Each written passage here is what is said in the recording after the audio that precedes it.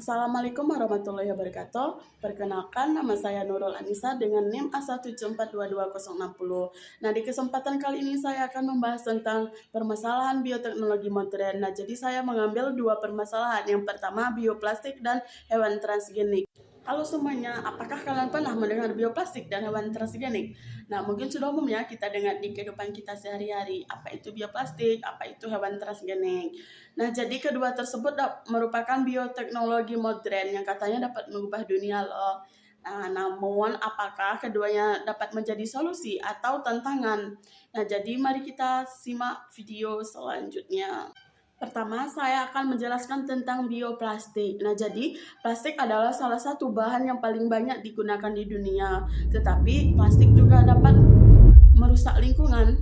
Nah, plastik biasa yang terbuat dari minyak bumi membutuhkan ratusan tahun untuk terurai di alam. Inilah yang mendorong penemuan bioplastik. Nah, bioplastik adalah plastik yang terbuat dari bahan alami seperti jagung, tebu, bahkan limbah organik. Nah, seperti singkong. Nah, keunggulan utama bioplastik adalah sifatnya yang dapat terurai secara hayati, sehingga lebih ramah lingkungan. Nah, proses pembuatan bioplastik umumnya melibatkan pati yang dipanaskan dengan bahan lain, seperti gliserol untuk membuat bahan yang fleksibel namun kuat.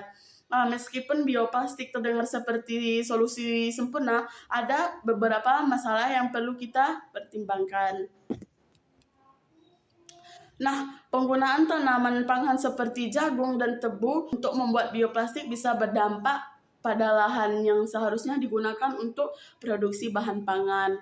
Nah, selain itu, bioplastik juga tidak selalu mudah terurai di semua kondisi lingkungan dan proses produksinya membutuhkan energi yang cukup besar.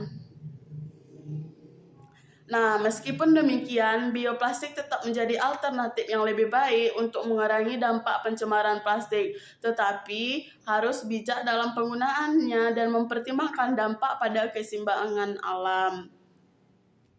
Nah, selanjutnya, apakah bioplastik memiliki dampak terhadap lingkungan? Ya, tentu saja bioplastik memiliki dua dampak, yaitu dampak positif dan dampak negatif. Nah, mari kita bahas satu-satu.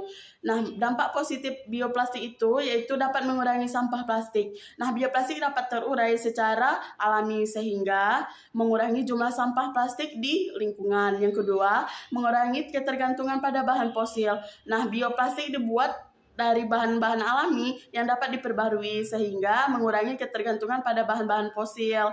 Nah, selanjutnya itu mengurangi emisi gas rumah kaca. Nah, jadi dengan menggunakan bioplastik kita dapat mengurangi emisi gas rumah kaca, yaitu karena proses produksinya lebih ramah lingkungan. Nah, selanjutnya itu kita membahas tentang dampak negatif dari bioplastik tersebut.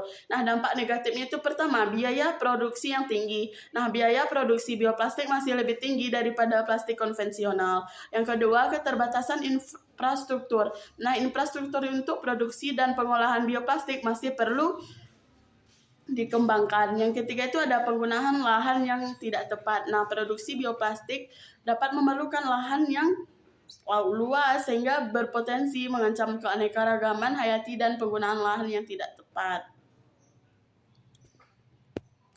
Nah, selanjutnya itu kita membahas tentang etika. Nah, jadi etika bioplastik itu ada 3 ya. Yang pertama ada etika lingkungan. Nah, jadi bioplastik perlu dikembangkan dengan mempertimbangkan etika lingkungan seperti mengurangi dampak negatif pada lingkungan dan keanekaragaman hayati. Yang kedua itu etika sosial. Nah, bioplastik perlu dikembangkan dengan mempertimbangkan etika sosial seperti keadilan sosial dan ekonomi, serta memastikan bahwa manfaatnya dapat dinikmati semua pihak atau kalangan masyarakat. Nah, selanjutnya itu ada etika ekonomi. Bioplastik perlu dikembangkan dengan mempertimbangkan etika ekonomi, seperti efisiensi dan efektivitas, serta memastikan bahwa biaya reproduksinya dapat ditekan. Nah, mungkin sekian pembahasan tentang bioplastik. Sekarang mari kita beralih ke hewan transgenik. Apa sih hewan transgenik itu?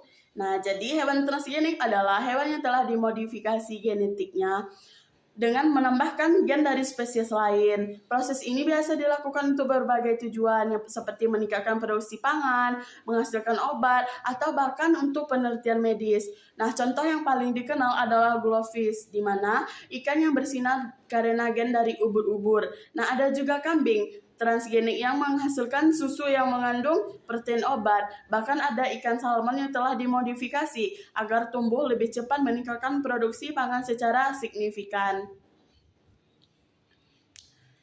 Nah, keuntungan terbesar dari hewan transgenik adalah kemampuannya dalam menghasilkan produk yang dibutuhkan manusia, seperti obat-obatan yang lebih murah dan cepat diproduksi. Dan di bidang pertanian, teknologi ini juga bisa meningkatkan ketahanan tanaman atau efisiensi produksi pangan.